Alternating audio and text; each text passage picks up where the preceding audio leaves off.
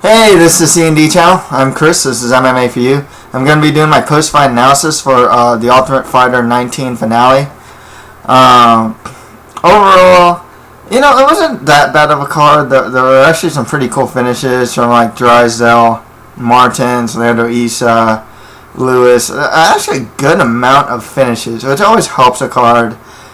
Some pretty fun fights. I liked Ortiz-Scoggins. I thought that was pretty cool. Had to see some prospects like Kevin Lee and whatnot.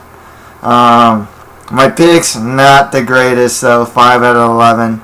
It's not just that. I think there were like 2 of them that I'll get to it later, but in hindsight, I probably should have picked the other guy, thinking about it. Bonuses, Issa and Tershin earned Fight of the Night, while Issa and Martins each got Performance of the Night bonuses. Okay, let's get started. Frankie Edgar defeated BJ Penn by TKO in the 3rd round. I mean, this was a sad fight to watch. I mean, Penn he used this new stance that was really upright. He had his vaunted jab was gone, his takedown defense, he got taken down every round. And his head movement was gone. On the ground, he showed the flexibility, but he didn't really do much. Didn't seem like he could defend ground and pound. It was just a sad fight to watch. Edgar was Edgar, and was beating Penn up bad. Just on the feet and with ground and pound. Elbows and punches from ground and pound. Throwing different combinations and to stand up to the body and the head. Sad performance to see. BJ Penn, he retired after this fight, and rightfully so. He said he needed closure and whatnot. I hope he got it, because he should have gotten it, because this fight really showed. These guys, these top level guys really are just really good. Moving forward, Frank Edgar can finally get some footing in the featherweight division, because he gets all his time off doing the Ultimate Fighter coaching and whatnot, and then he gets a fight with BJ Penn. There's a lot of good fighters for him too. I'm thinking like Cub Swanson, Ricardo Lamas, or Chad Mendes. All those guys work. Mendes is going to fight Aldo, but just in case he do something strange. That's why I just put his name in the hat. Otherwise, Swanson or Lamas wouldn't be too bad. I'm thinking more Lamas. As Swanson, I think deserves the next title shot if/when Mendes versus Aldo happens, and Swanson gets a winner. That's why I think Edgar should probably just get like a Lamas or something like that. Another fight I'd like to see Frankie Edgar at, though, is Uriah Faber. I want Uriah Faber to move up. He's fought pretty much everyone at bantamweight. I think it'd just be a fun fight. Unless they give Faber like Dominic Cruz or something when he comes back or something like that. Next fight after that, Corey Anderson defeated Matt Van Buren by TKO in the 1st round. Oh man, I picked Van Buren. He trained at Alliance and whatnot. I thought he'd be a lot better than this. On the show, it even showed it too. His defense is really bad. The guy gets hit really. For being 6'5", he gets hit really easily. Corey Anderson, pretty good athlete as well. Not a bad prospect. I'll say this about the 2 guys that won the Ultimate Fighter, and you see this with say a Kelvin Gastelum or even like Brad Tavares, who didn't win it, but Corey Anderson and Eddie Gordon actually look like raw, diamond in the rough type prospects. They could actually turn out to be pretty good, especially if Corey Anderson at 205. It's not a very deep division. They need more guys, and he's not a bad wrestler. Striking's not too bad. That alone could get him pretty far, pretty quickly in the division. Just a good win for him here too, considering that there weren't any of these quick finishes, except by Lima got some quick finishes on the Ultimate Fighter, the show, and also the prelim round. There's a lot of quick finishes, but during the middle of the show, you know, there wasn't a lot of finishes. All of a sudden, you're seeing these guys getting these, like, 1 minute, you know, finishes in a minute and a second, you know. For both these guys, it's more lower to mid-tier guys in the division, you know. I mean, cool thing is there's no shorters of that, too. If you want to give Corey Anderson, like a John Vellante, it's 205, right? Yeah, 205. The winner of Nikita Krylov versus Cody Donovan. I mean, there's some lower level guys you can kind of feed Anderson. Is he doesn't have a lot of pro MMA fights. So, you know, just give him some lower level guys. You can even give him Patrick Walsh. Well, don't do that because how he fought. Van Buren, he'll probably stick around because there's, like I said this before too on another show. I mean, light heavyweight might actually be the thinnest division in the UFC right now. It quite honestly might be. Even thinner than heavyweight. I think quantity-wise, just as far as the numbers of fighters, there aren't a lot. I think it might have the least quantity of fighters on the UFC roster. And quality-wise, I mean, you are very hard-pressed to find any type of, like, spectacular up-and-comer. I mean, I guess the best one I can say is, like, OSP. But, as you know, there's a huge drop-off from, like, the top fighters and the rest of the fighters. I mean, that's just the way it is. So a guy like Corey Anderson could probably get pretty far at 205. Next fight after that, Eddie Gordon defeated Diego Lima by TKO 1 minute and 11 seconds in the first round.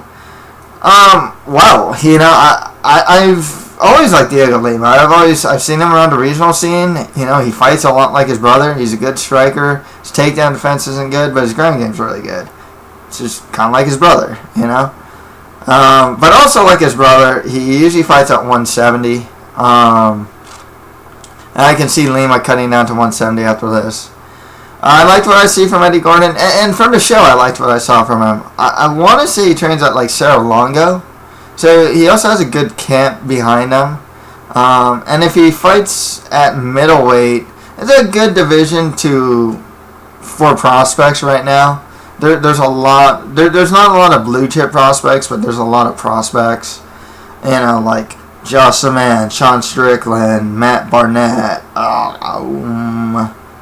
Who else? Cesar Mutanch, if you want to call him a prospect. So, you know, there's more. You know, he'd kind of fit like right in with like what's happening at middleweight. Like, I don't know if he's a blue chip prospect. If he turns out to be one, cool. He's still young. Trains out a good camp. I like what I see from the guy. Blitzing Lima like this, you know, not the worst way to start your UFC career. You know, just more lower to mid-tier guys of the division for these two. Next fight after that, Derek Lewis defeated Guto Inocente by TKO. 3 minutes and 30 seconds in the first round. Should have picked Derek Lewis in this fight, man. Just totally underestimated the guy. When I saw the fight, like, live, I was like, man, Derek Lewis looks huge compared to Guto Inocente. I know Inocente fought at 205. He hasn't fought in a while, you know, for one thing. Trains at a good camp. But, man, just the size difference alone, I mean, you can tell Inocente was very, very aware of Lewis's fight-ending power. And it's there. He's not the most technical. Lewis isn't the most technical guy. He's very game. He has fun post-fight interviews. Sometimes it's borderline incoherent at times. But Lewis is a good guy that can probably beat some good lower, maybe even some mid-tier guys. I would say, and with his type of power, man, you know, his ground and pound. I mean, he beat Jack May with ground and pound, and you know, in his stand-up, I mean, the guy just throws bombs. You know, I think Lewis is calling Matt Mitrione next. I think that'll be a good fight for him, or else Alexei Olenek, who's coming off one over Anthony Hamilton. I think one of those two guys against Derek Lewis would be a good next fight for him. Guto Inocente, if he can get down to 205, he probably should. He looks relatively big for heavy. He kind of looked like a blown up. No, he didn't look too much like a blown up 205er per se. He didn't look like super flabby or anything like that. But if he can get to a 205, it would behoove him to, because there's a lot of guys like Derek Lewis with heavy power that can do some pretty mean things to him. And 205, like I said, it's a division that needs prospects right now, needs young fighters, and it's a division that you don't need too many wins in a row to start fighting top guys. So if he can cut back down to 205, it'd probably be a good idea. If not, it's more lower to mid-tier guys for him. Next fight after that, Dustin Ortiz defeated Justin Scoggins by split decision. A lot of people too. I had the fight for Scoggins, but not like a robbery or anything. I mean, it could have easily gone Dustin Ortiz's way. Good on Ortiz for stifling. I'm really high on Justin Scoggins, by the way. I still am. But you got to take a second look at Dustin Ortiz too. The thing with Ortiz, really good at stifling like some of the more flashy offense from Scoggins. And the stand-up Scoggins tends to be pretty dynamic and whatnot. And really, Ortiz didn't really let him settle, let Scoggins really settle in his stand-up. And the wrestling and grappling, I mean, the second round, Ortiz totally won with superior top control and whatnot. Scoggins was able to match a lot of what Ortiz did. And there's a lot of little things I liked that I saw out of Scoggins. He'd get him against the cage, go for a trip, then he'd go for a punch, and then he'd go for a take. I mean, he kept changing things up and being unpredictable. So there's a lot to like with Scoggins. There's not a lot to like with Ortiz. His stand-up offense is looking a lot better these days.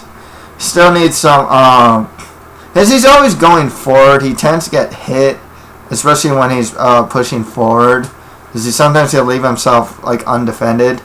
I saw him take a couple left hooks as he was kind of rushing in. And, Ortiz is a tough out. He's a really good wrestler. He's really good top control, good scrambler as well, and he doesn't have bad stand-up. I think Ortiz should get the winner of Pickett versus McCall. Or I think he called out Chris Carriasso, which wouldn't be a bad fight. But Carriasso is fighting Horiguchi. So Ortiz versus the winner of that actually wouldn't be bad as well. And Scoggins can get the loser of one of those fights. I liked what I saw from both of Ortiz and Scoggins, to be honest with you. Okay, on to the prelims. Kevin Lee defeated Jesse Ronson by split decision.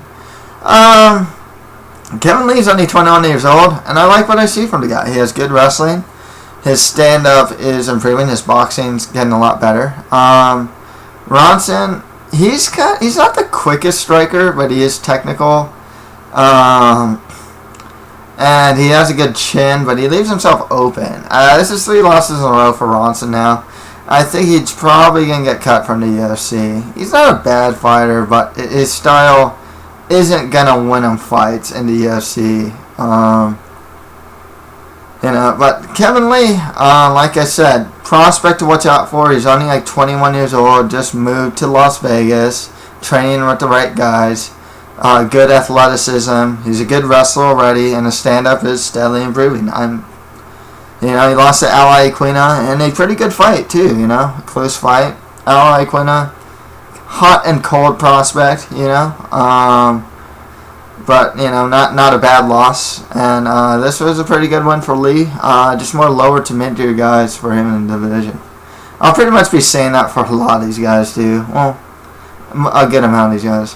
Next fight after that, Leandro Issa defeated Jumabek Tershun by armbar in the 3rd round.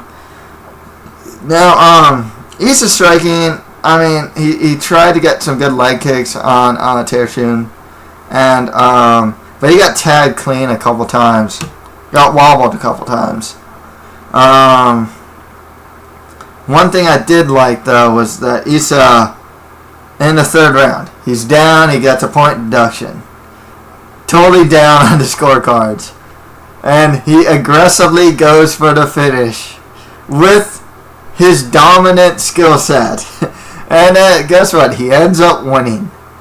Good for him. And because of that, he got not just 1, but 2 of the night honors. Good for him, man. Nice sense of urgency there. Good use of using his dominant skill set to get the win. Sometimes, it's like, oh, do what you can to finish. So it's like you throw like crazy haymakers. No, this guy's a Brazilian Jiu-Jitsu guy, And it was a really slick armbar too, especially when he put it underneath the armpit. Slick stuff, man. He at best Orlando pretty much just has staying power in the UFC. I don't know if he'll get too far, to be perfectly honest with you. Juma back, the thing he has going for him, he still lost in a row now. He lost to Marcadiva before this. What is going for him is that nationality thing. I think he's is he like Chinese based? I think so, or something like that. So you can definitely put him. He's still kind of a prospect, like an Asian prospect. So Chinese? No, he's not Chinese. What am I talking about? I forgot what nationality he is now. Nonetheless, it's gonna be hard to find people for Tershin to beat unless you give him some like Ultimate Fighter China fighters or something like that, which they could do, I suppose. Or some just like the really bad Ultimate Fighter Nations guys they got or whatnot. Like, I don't know if that's in the weight class though. But I can just see the UFC keeping him for like one more fight at least. Next fight after that, Adriano Martins defeated Juan Manuel Puig. I think it's Puig by knockout in the first round. I figured Martins would win. The guy beat Dan Cruikshank in the first round by like a straight armbar. Is that like arm lock? Wasn't there a traditional armbar? And he did really well against Donald Cerrone. Considering even though he got knocked out in the first round. He needs some more established guys. He shouldn't be fighting UFC newcomers. This is a really tough guy to give a UFC newcomer. He tried to stay in there, use a leg kicking game.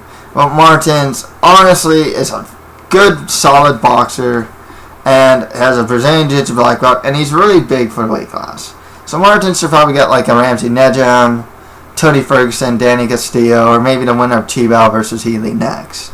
He needs more established guys. He's a good fighter. Shouldn't be fighting UFC newcomers. But Puig, just more lower to mid-tier guys at the division. He's still a prospect. He's certainly not a bad fighter. It's just Martins was just way too much too soon for the guy. Next fight after that, Patrick Walsh defeated Dan Spahn by unanimous decision. Man, Spahn has like no takedown defense. I picked Spahn to win, right? I think a lot of guys did. He's a pretty big 205er. He's fought 4 times in Bellator. Man's got a split decision loss against Attila Vey in a fight that he could have easily, that could have easily gone his way, No takedown defense. Just a guy that needs a lot of work. Patrick Walsh, he's really raw. I don't know if he's going to stay at 205. He looks like he can cut to 185. Good wrestler. He's kind of like he could be something of a diamond in the rough. He's really aggressive about his wrestling and whatnot. Not the prettiest striker, but, never know how this guy will turn out in the future. He has a good base skill set and heart and determination. That can already get him pretty far in the lower rungs of the division, whether it's middleweight or light heavyweight. He should just fight more lower to mid-tier guys, whatever division he goes to. And Dan Spahn, probably keep him. Like I said, there just aren't a lot of fighters at 205 in the UFC. I think he's in his 30s. I don't think he's that young, if I'm not mistaken. They'll probably keep him. Just more lower tier fighters of the division for him. On the prelim, Fight Pass prelim, Sarah Morris defeated Alexis DeFree. I think it's DeFree by unanimous decision. A lot of people didn't agree with the scorecards, but and honestly, I picked DeFree to win. I totally thought that when they announced the scorecards, I was like, wow, good job, judges. I may have picked Alexis to win, but man, did Morris do way more from the bottom than DeFree did.